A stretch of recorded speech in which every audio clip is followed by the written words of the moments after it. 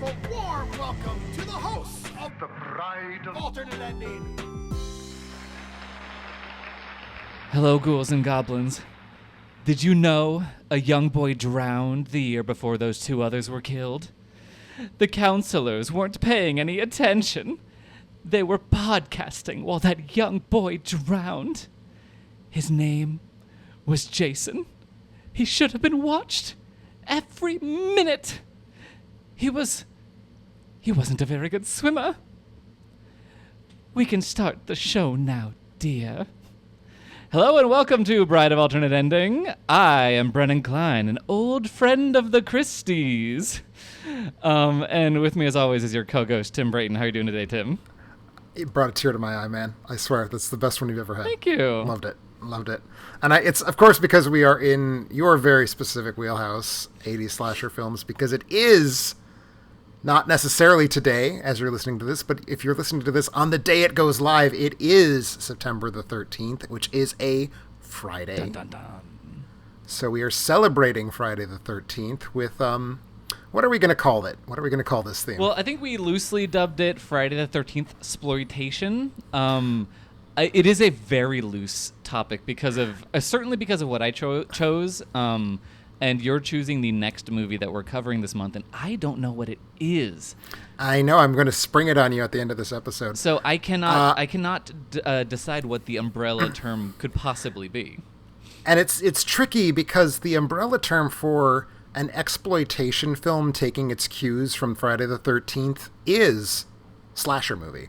But we're talking about something somewhat more concentrated than that, which is ones that seem to really want to in some way acknowledge the existence of Friday the 13th itself, not the original slasher movie, of course, but the slasher movie that uncorked the bottle and let all the poison seep into the groundwater. Yeah, exactly. Which I love. Which is why, I mean, look, I won't say my Mrs. Voorhees impression was good, but those cadences and inflections have seeped into my my memory after many years of watching these movies. So this is a core competency of mine of like just like thinking about Friday the 13th and the ephemera around it. But yes, real quick, just an audio note. My audio is probably going to be significantly worse than it usually is because I do have my air conditioner on. We are going through an intense heat wave in California. It is currently 104 degrees right now, I think, and I'm so sorry, but talking about this movie is not worth getting heat stroke. Certainly not. But yeah, I do apologize in advance if anything sounds worse on my end. But we have not gotten below 86 degrees even at night for the last 5 days. That's so much. We had a few like 60 to 65 degree days here in Wisconsin, and it was like, fall is here. And then this week it swung back up to like the low 70s and high 80s. And I felt ill-used, but I'll shut my goddamn mouth about it now that I've heard your story. Yeah, no, it's been a rough ride, but it's. And did I hear correctly that large parts of the LA metro area are currently not consistently, but at times without power? Oh, I don't know where you heard this, but certainly the area where I live is undergoing rolling blackouts. I believe it is on the other side of town, but if you do suddenly stop hearing from me, you will know why. You have just dropped dead of heat stroke in the middle of our conversation. Yeah. Well, I mean, it just the internet will have just shut off. Oh, you'll also lose the internet. That's even a more specific reason, isn't it? Well, you also might die. Yeah. So let's hope for neither of those things to happen. But I believe the region being affected by that and being affected by the power malfunction is not the area. Like very specifically not the area where I currently reside. Okay. But you never know. I mean, also the LA metro area is the size of a nation, so that's. Oh yeah. There's plenty of space. No, it's basically in Pride and Prejudice terms, it's like a day's ride from here, basically. Exactly. But anyway, the movie that we are here to talk about today, it does temper all of the misery, sure, of everything that's been going on over here. It is the 2000 title, Shriek, If You Know What I Did Last Friday the 13th. It is not a ripoff of Scary Movie. It is a contemporary of Scary Movie. They were birthed from the same groundwater, as to continue the metaphor that we're kind of going with. They were shot around the same time, though this one did come out after Scary Movie, and did not, let's say, spawn the kind of success that Scary Movie did. Indeed. My understanding is that this was originally intended to be a theatrical release, but when it became clear that Scary Movie was going to beat it to theaters, the producers made the decision to go straight to video, just because they didn't think they could compete, so they didn't want to spend the money on striking prints, essentially. Ooh. Well, maybe that was a good move. Maybe it wasn't. I've seen this movie before. I've seen it. This is maybe my third or fourth time seeing this movie. I think it's at least your fourth log on Letterboxd. Oh God. Then it might be my fifth. It's time not clear. This I was going to say, movie. because it's not clear to me that your first Letterboxd log was the first time you saw it, because you were talking about it like an acquaintance. Yeah, no, so the way my Letterboxd works is that I try to have, so my Letterboxd, in terms of like keeping a diary and writing reviews, that is accurate as of 2013. And beyond that, I think I have every movie I have seen at least logged as me having seen it on Letterboxd. I will every now and again think about a movie and discover that it's not there and try and kind of fill in any gaps. Because we're only human, but that's roughly how Letterboxd works for me. So yeah, that must mean I've seen it. I think 5 times is gonna be where I'm landing on how many times I've seen this movie. Is that because if the possibility is that it is 6, you just don't want to deal with the ramifications of that number being true?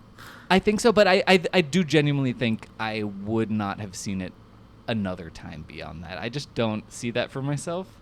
But I have a problem. Anyway, and I've seen Scary Movie once, which I think is the right amount of times to have seen Scary Movie. So I'm a complicated man, Tim.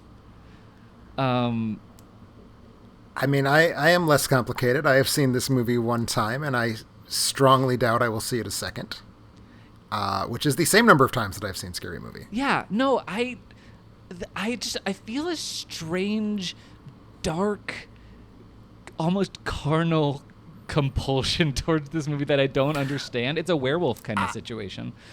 I definitely feel like we all have that movie or those movies in our lives, and certainly I am not going to judge anyone else for having that film that they can't stop picking at, because it's just there, and it's never going to be a good experience. They're never going to enjoy watching it. But I just rewatched the whole Alien franchise, and I like fewer than 50% of the movies in the Alien franchise.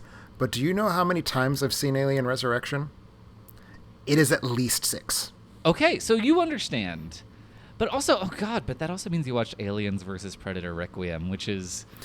It is an ultimate act of self-flagellation. I did, although I'd say for the purpose of like compulsively rewatching the Alien films, I typically do not count the Alien versus Predators in that math. So that's only the second time I've seen Alien versus Predator. Okay, that's much... I'm glad you're practicing self-care. So to speak. Mm-hmm. But anyway, so this is your first time watching Shriek, if you know what I did last Friday the 13th. Do I have to apologize to you for choosing this movie? I mean, in an absolute sense, probably yes, although I will say that I enjoyed it substantially more than I expected to. Okay, that's great. So I didn't have a bad time. If nothing else, I'm just gonna put this out there right away. This is definitely better than Scary Movie. Yeah, it just, and even with the thing of any comedy movie, like if you're losing Anna Faris, that is a major loss. Mm-hmm. And if you're losing Regina King, that's a big loss too. But there is so much going wrong with Scary Movie that you're still gaining so much by not being Scary Movie. Exactly. Now, I will say I would need to spend more time contemplating, is it better than any Scary Movie? Because there are 5 of them. And Scary Movie 1 is certainly not the best Scary Movie. No. I think Scary Movie 3 at least is better than this.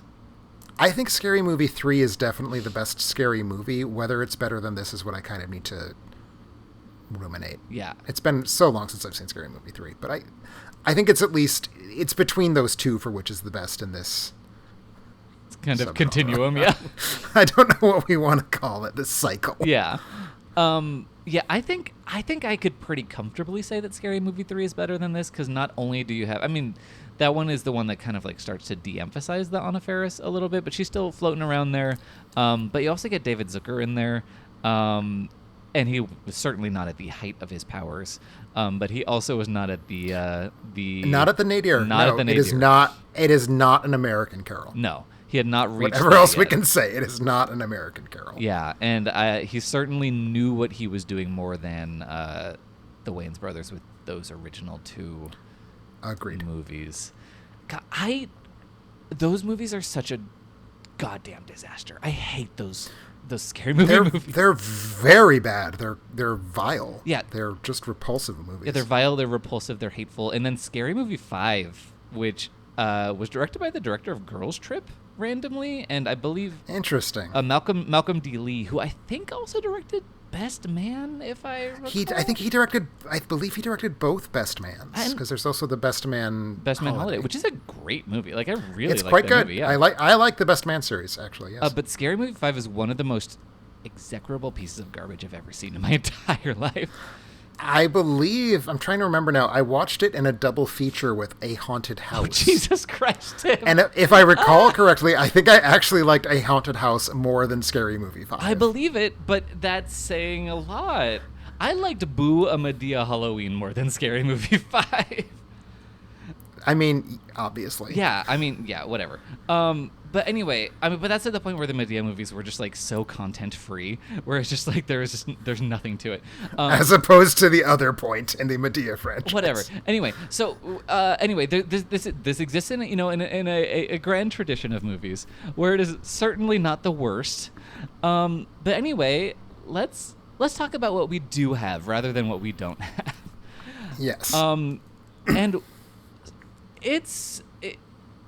it is doing a lot of the things that a lot of those like Friedberg and Seltzer kind of 2000s parody movies were going to be doing going into the future post Scary Movie, which is kind of like throwing a lot of material into the bucket in terms of what we're satirizing specifically. But for the most part, it is horror movies of the late 1990s. And mostly I'd say it is mostly two of the three films implied by the title specifically, which is I think what keeps it from like the X movie, like the swamp pits of those films. Yeah, like it's not epic movie or dance movie or whatever it is. It's really not trying to parody every movie ever made, or more specifically every trailer for every movie of the last 2 years. Uh-huh. It is really the plot of Scream, with the killer being motivated sort of vaguely the way that the killer was motivated in I Know What You Did Last Summer. Yes, and in many ways, or at least in an extended sequence, operating the way the killer operates in I Know What You Did Last Summer. Yes. Like it's definitely more Scream than I Know What You Did, although those are the only two films that I think get specific sustained references. Certainly. But yeah, and honestly, I guess there's barely a plot being strung together by this movie, but you're right. There's a lot of the aesthetics and characters, and just most of what they're doing is coming from Scream. So I guess I'll run through the plot ? Is there a plot? You can. Well, there's always a plot. You can't have art without a plot. Whether there is a story, I think, is the question on the table. Exactly. So there is a God. I cannot remember. Oh yeah, there is an opening sequence. There's a Drew Barrymore type character who gets killed. She has one of the worst names of a cast of silly named people. It's a cast of silly named people, but for the most part, their silly names are the names people have.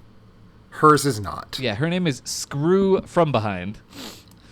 Is haha hilarious. And she's played by because it's butt stuff. Yeah. Because butt stuff. So it's so funny. And she's played by Amy Graham, who I don't think is anyone. It just seemed like... Well, Mr. and Mrs. Graham would be very offended to hear you say that. Yeah, well, she's certainly not a comic actress. Let me tell you that. But it was weird because that is a role that demands a cameo, and it was just weird to me because it just feels like it's got to at least get a porn star. Like, I don't understand what's going on here. I mean, this film's famous people budget was not high, in as much as I feel like Kim Greist qualifies as one of the names in this cast. Yeah, but who's that? She's like in things. Her biggest thing was probably Brazil, but she was also in Manhunter and Threw Mama from the Train. Got it. I think, like, yeah, I think they got lucky in that they kind of were scooping up a lot of people who kind of at least became, who at least were or were about to become kind of character actors, or at least like notable that persons of the 90s and 2000s. But not so much. Okay, sorry. Sorry. It's just like this plot is so diffuse. It's already melting my brain. But so we get the opening scene where a blonde receives a threatening phone call. Yeah, she receives a threatening phone call. And she dies, but not because of a masked killer. No, she does. She runs into the bug zapper, right? That's what happens. She does, yes. She certainly does. There's a scene that I actually think about a lot. It is, I believe, in my mind, the iconic scene of the movie where there's a big cake so the killer can jump out of the cake. But then there's a very long scene where the killer just chases her around the kitchen island, around the cake, and they just keep running around and around the cake. And I do think that's kind of funny. I will say that it is a good... If it's the iconic scene, I cannot say. I think it's a good exemplar of the scenes in the movie, because the gag, is they run around the cake a lot, and it's meant to be one of those, like, it's not funny because it goes on for too long, and then it becomes funny again because they've gone on for so long. Like, that's the bit. We all know this bit. It's an old gag. It's Family Guy's favorite joke. Exactly.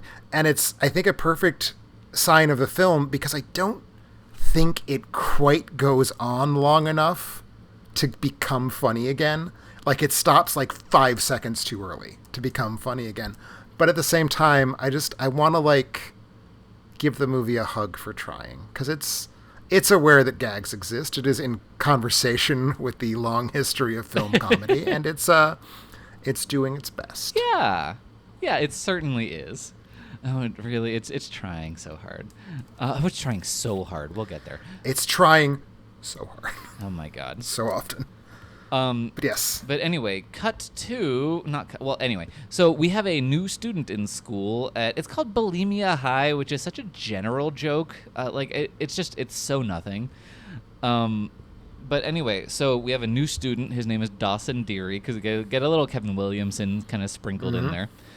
He's played by Harley Cross, who went on to absolutely nothing. He retired, I believe, 4 years after this, and now he's like an entrepreneur. Good for him. At least he's making money in some capacity. Yeah, I mean, many of his companies have shuttered, and now he has a company about like the health of dirt or something. Okay. But he seemingly keeps finding the capital to make more companies. But yeah, so he has stumbled upon a group of friends who are essentially... So the group of friends are essentially modeled after the I Know What You Did Last Summer people. We get the Sarah Michelle Gellar character. Her name is Barbara, prime suspect. But she's also like kind of the Rose McGowan character from Scream. She's played by Julie Benz from Buffy and Angel. We also get... is Slab her boyfriend, or is he nobody's boyfriend?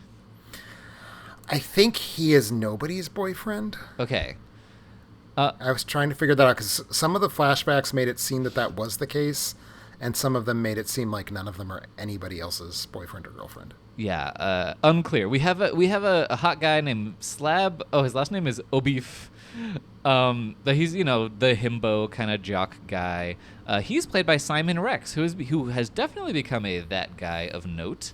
Are you familiar with his oeuvre at all? I am not, although I know he was the lead in the prior to this year's Palme d'Or winner, the most recent Sean Baker film, Red Rocket. Yes. So that's a big deal. That counts. Yeah. No, he was in Red Rocket. He's currently in Blink Twice, the Zoe Kravitz directorial debut.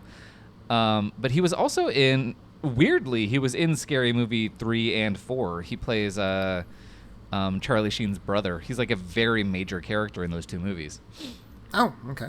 I don't remember that at all, but sure. Mm-hmm. Yeah, he's just like... I think of him like... I mean, I just watched Strange Darling, so Kyle Gallner is on my mind. But I kind of think of him as in the same bucket as Kyle Gallner, where it's just like they keep working, and they're just like very much character actors, even though they're a little too handsome to be character actors. And you're just like, all right, you just keep... Congratulations. Sure. And Simon Rex, very much literally was making porn that year. Like, he was a porn star at the time that he was also making Shriek, if you know what I did last Friday the 13th. That is good to know. Yeah, that explains a lot about what this movie is doing. Oh, absolutely.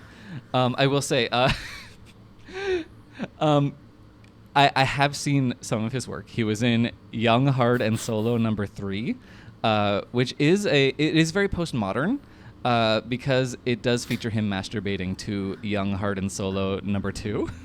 I was going to ask if it's like set on like the production for Young, Hard, and Solo number 4 or something like that. If we're doing like full Scream 3. No. It is very it's very 90s. Anyway, so we've got him. We've got Martina Martinez, who she's kind of like an ambiguously lesbian character who's into Dawson. She's played by Mahandra Delfino, who I don't know at all, but she was apparently on Roswell. Okay. I think that character is kind of like... She might be kind of pulled from The Faculty. Like that character that... Is that Clea Duvall in The Faculty? Yes, it is. That's actually a good catch. Thank you. Yes. And then we've got a character that I think must just be from American Pie for no reason. They're like weird, nerdy, horny friend, Bonner. Which is spelled boner. Ha ha ha ha ha. Indeed. I assumed he was just kind of the awful comic relief character in all slasher movies who we just hate. Like the awful prankster in Friday the 13th 3. I'm drawing a blank on his name. Shelley. Oh, God, Shelley. Shelley 3 or 2? Shelley's 3. I was thinking, he has the hockey mask. I was thinking he was that type. of that type. Yeah, I guess you're right.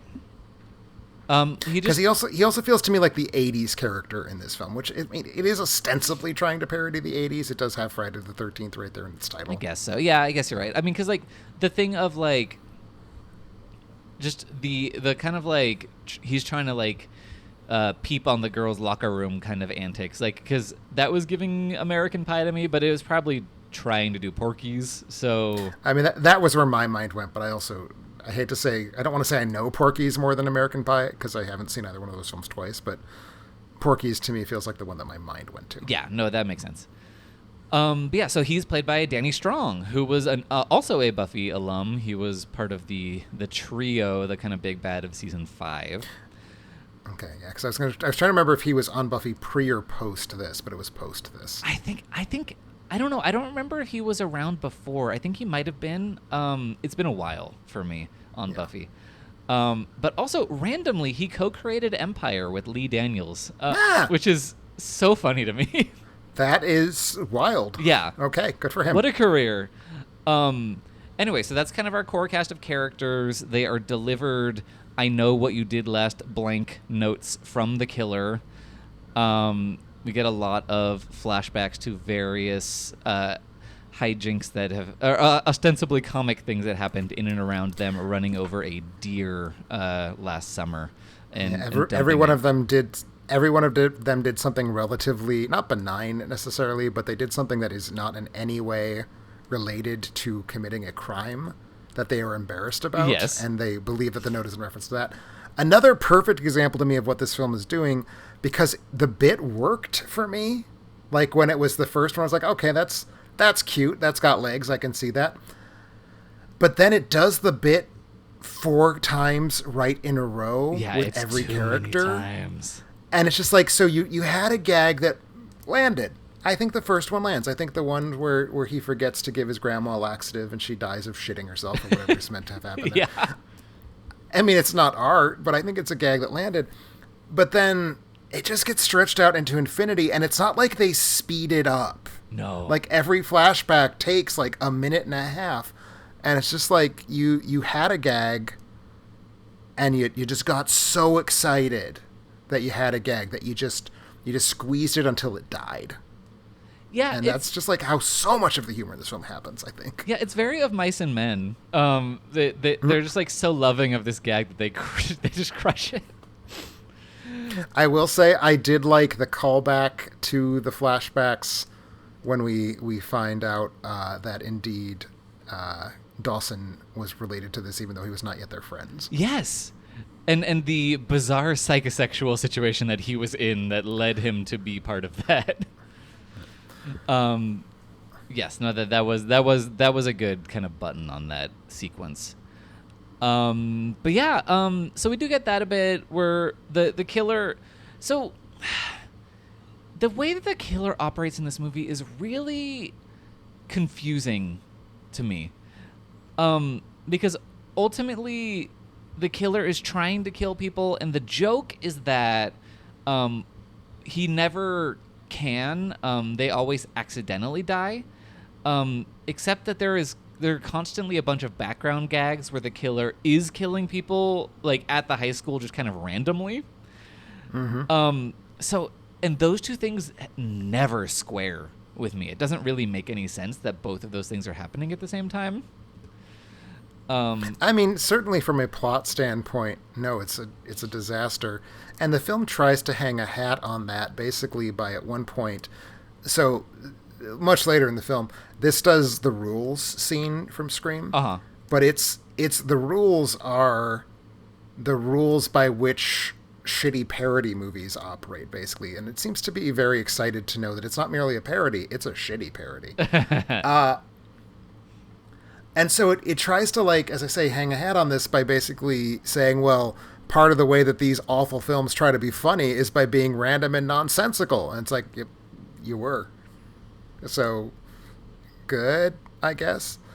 Because it is impossible to follow the plot. It's just a bunch of happenings, and there's really no stakes that are easy to parse out. The killer, as you say, makes no sense. And I think the idea was meant to be, it's arbitrary as a way of parodying arbitrary storytelling, but like that's a lot more than this movie can be. Like that's like high-end shit, and this is not a high-end movie. Yeah, no, it just, that's absolutely not what it's doing at all. It just can't be. But anyway, we will get.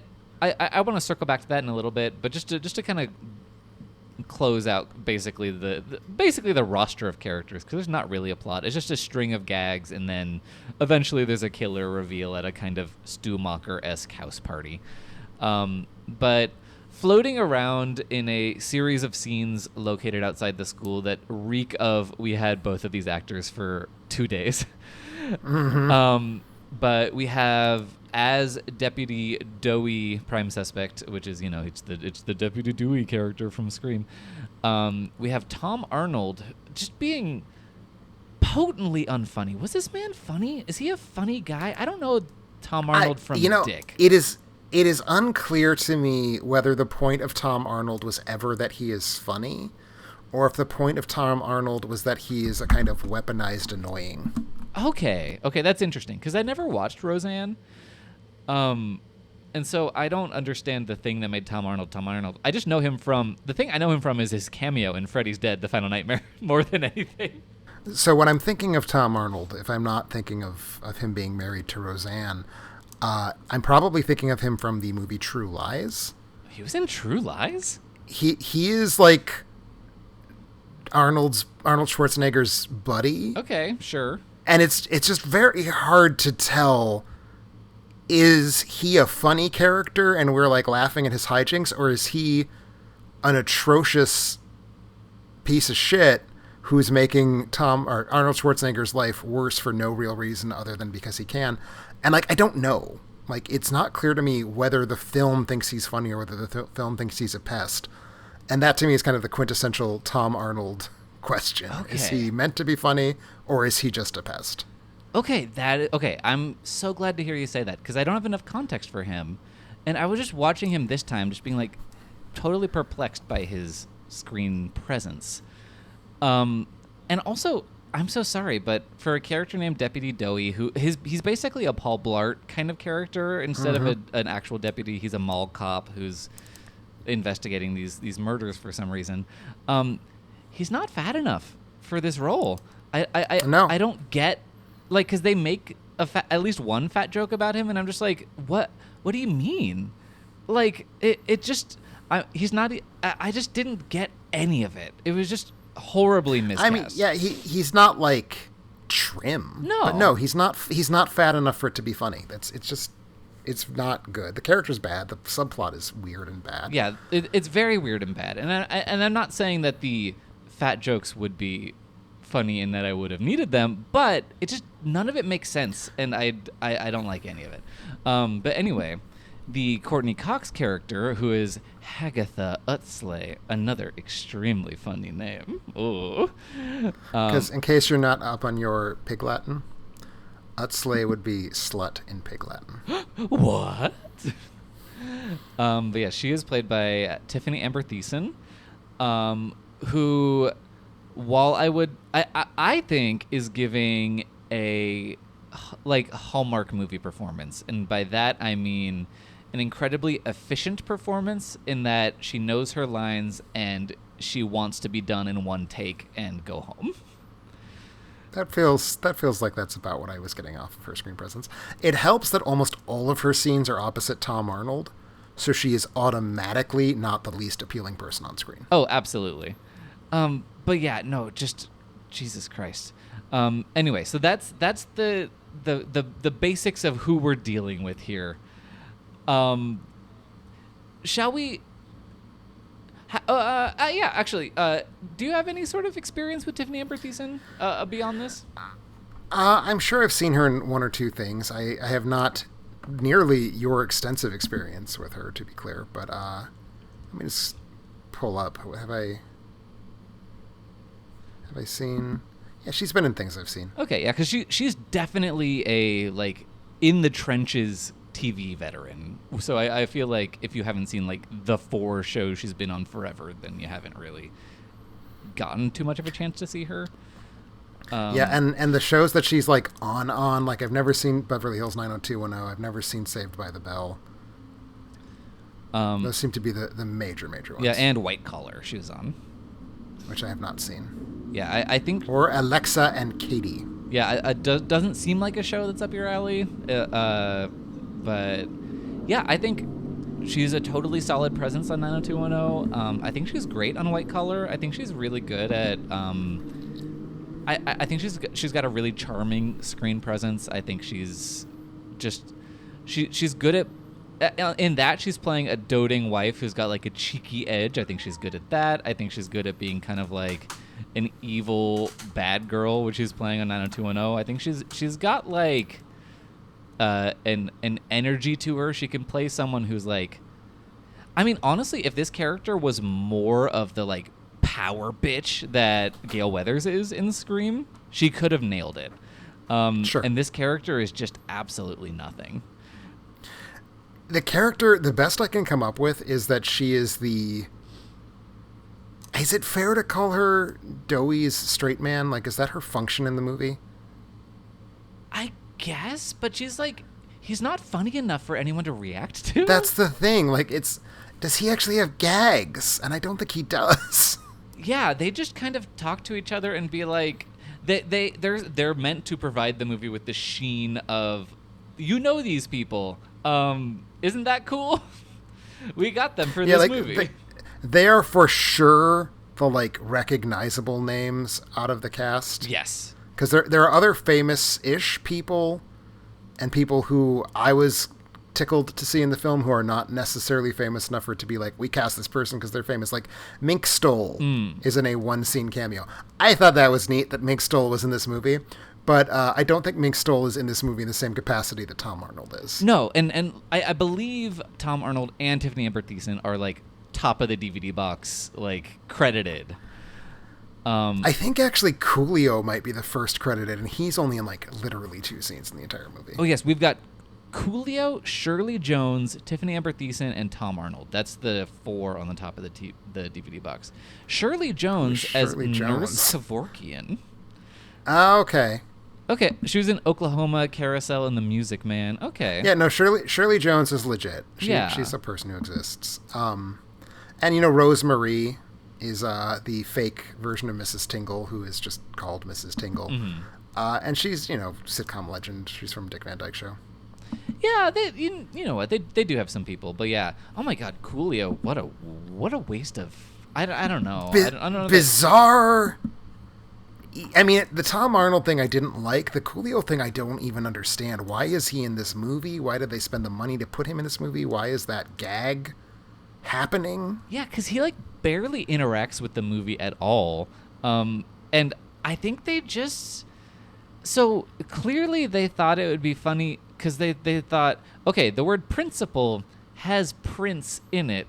What if a principal looked and acted like Prince, the music artist? End of thought.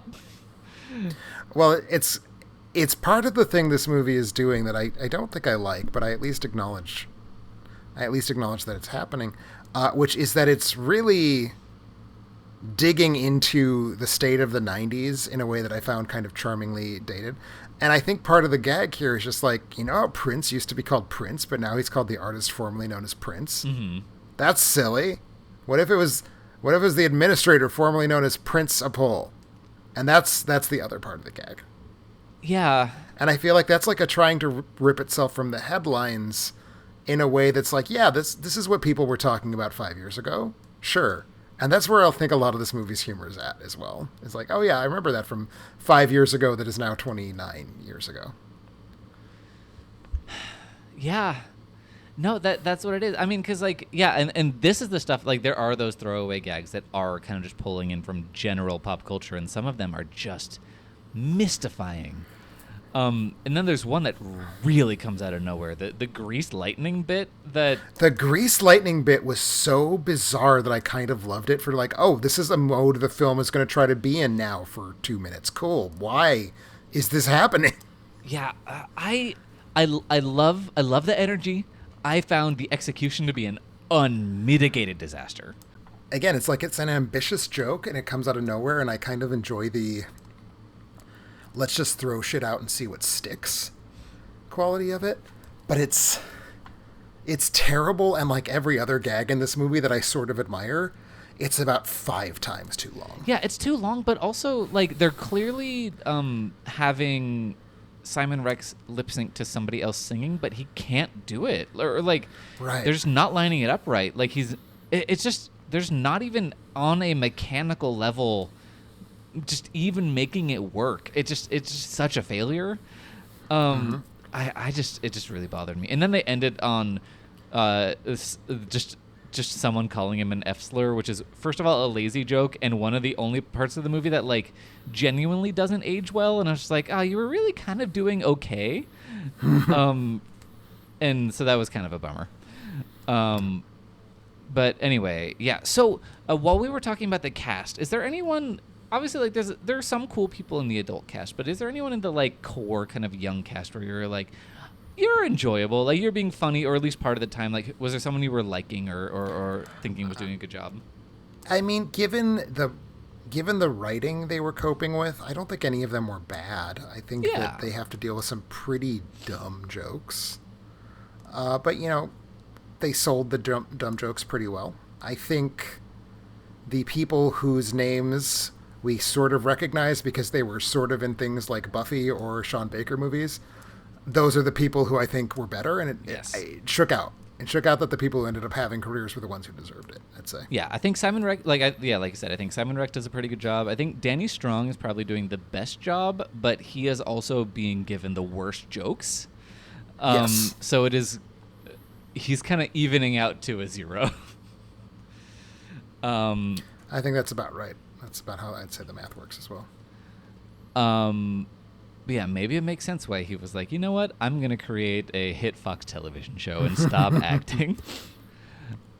Also, I mean, just to briefly get distracted by Empire, every 5 years or so, a new smash hit television show comes along, and it is always just King Lear again.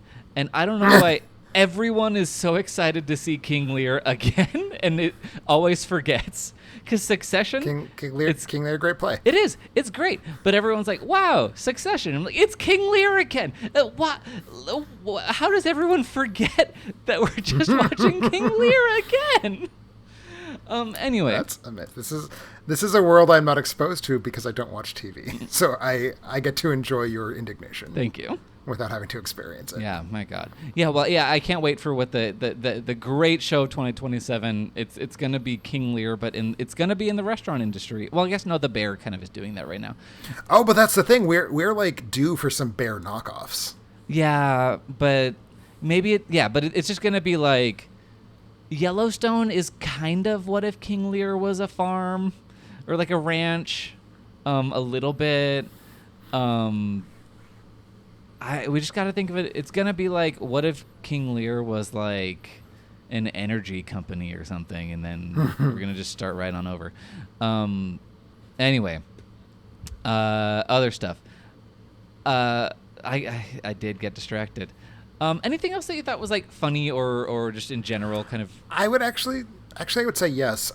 So one of the things that we didn't touch on a lot, although I think it was kind of maybe implicit in some of the things I've been saying, this has a very like weirdly classical sense of how to structure gags, by which I mean it feels like in any given minute and a half long segment, it kind of resembles like a 40s and 50s slapstick cartoon where there's just a bunch of silly stuff happening in the background, and like the camera pans over signs that are funny. Like one of the recurring bits is that the high school has no actual classes. It just has a bunch of like terrible bourgeois white Angelino clubs. Mm-hmm.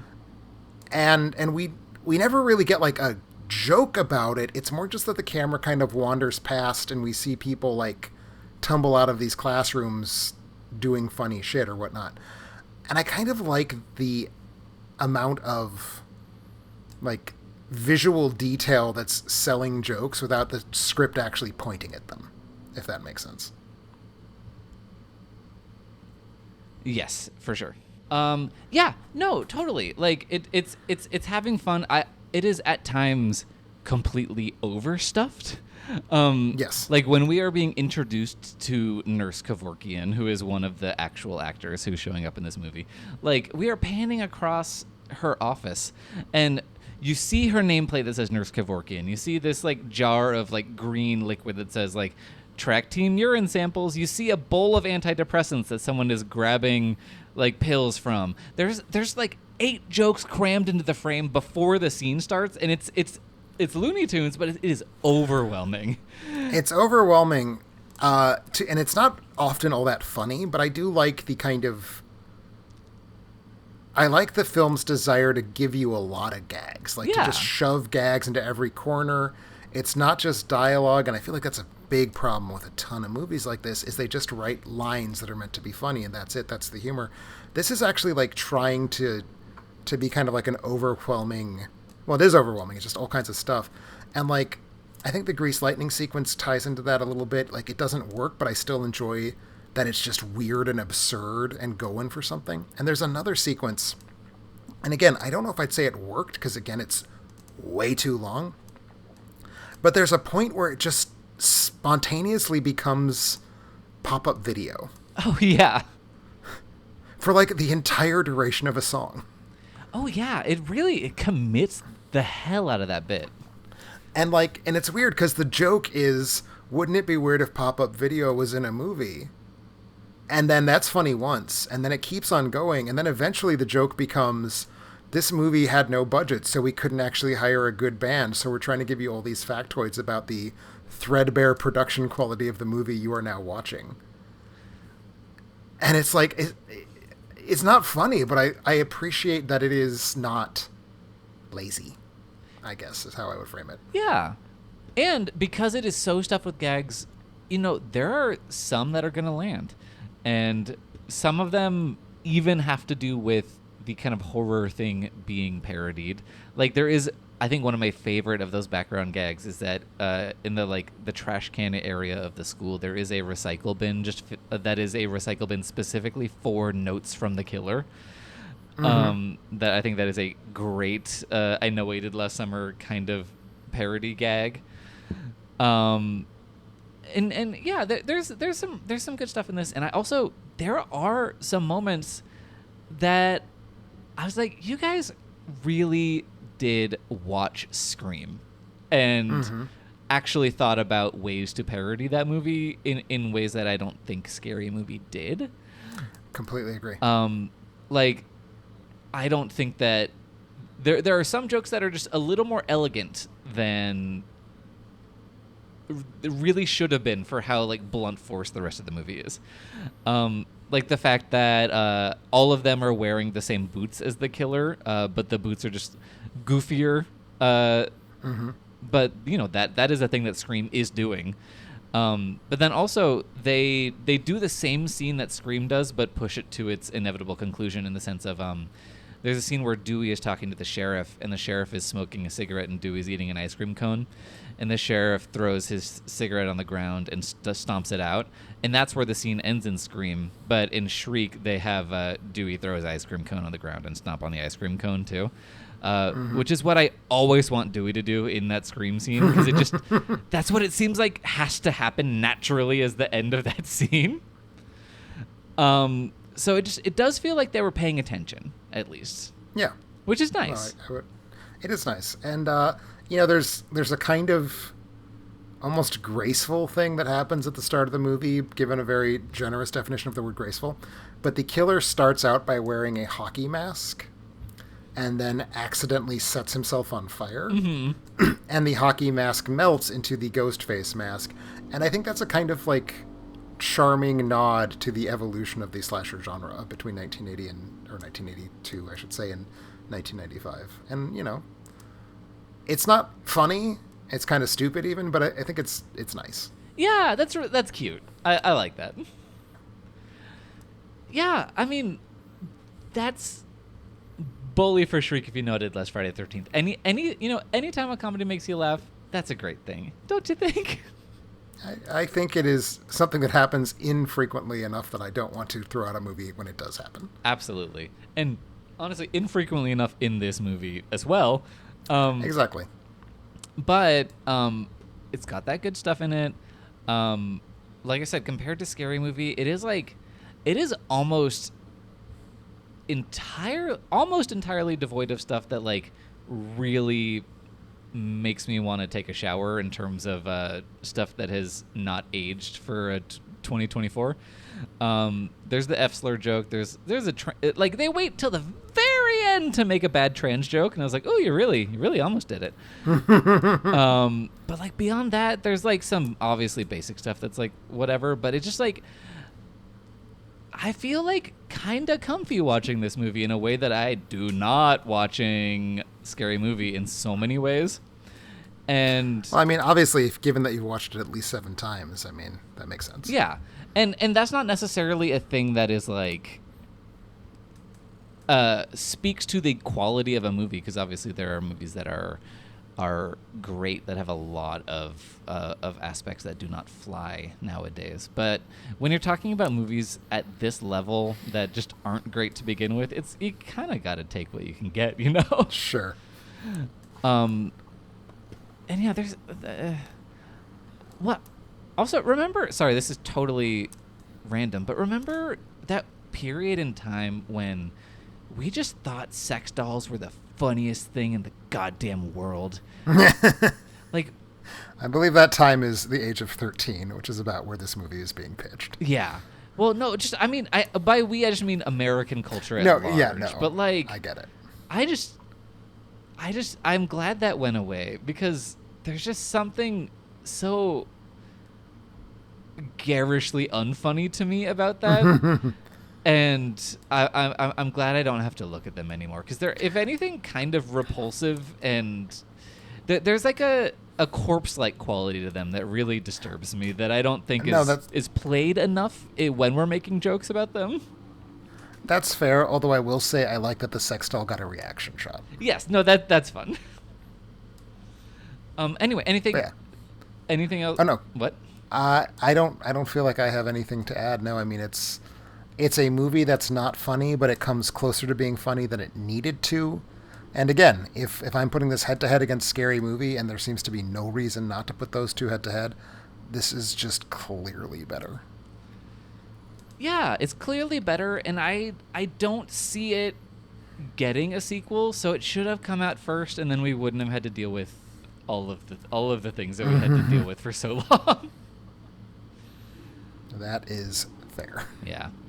Anyway, so are we done? Do I get to find out what we're doing next, Tim? I think you get to find out what we're doing next. So my pick for our Friday the 13th exploitation month, which I think it kind of fits because you picked a film that is very, I think, characteristic of your appreciations and artistic inclinations. Like, it's early 2000s trash, and I think it's fair to say that that is something to which you have a strong affinity.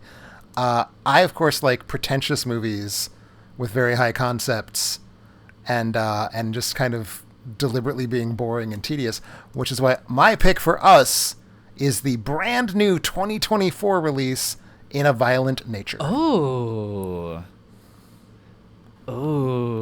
okay. Which you have not seen, correct? I have not seen this. I think I definitely need a kick in the pants to see this. I'm very excited for this pick. Okay. I have no idea how I'm going to react to this movie. I'm very intrigued. I honestly don't know how I am, because it's like slow cinema slasher parody feels right up my alley, but it also feels like it could be very precious in a way I find very annoying. Yeah. But the thing that I'm excited about is that Lauren Marie Taylor from Friday the 13th Part 2 is in it. And I like that they did get a little bit of a like genuine kind of proper slasher nod in there. So, yes. Okay, this is excellent. I think you made a great choice. I can't wait to be talking about this with you, and everybody who wants to hear us talk about that. Just 2 weeks in a blink, it'll be here. Hopefully, it'll be at least 20 degrees cooler where I am when we talk about it. I can't wait.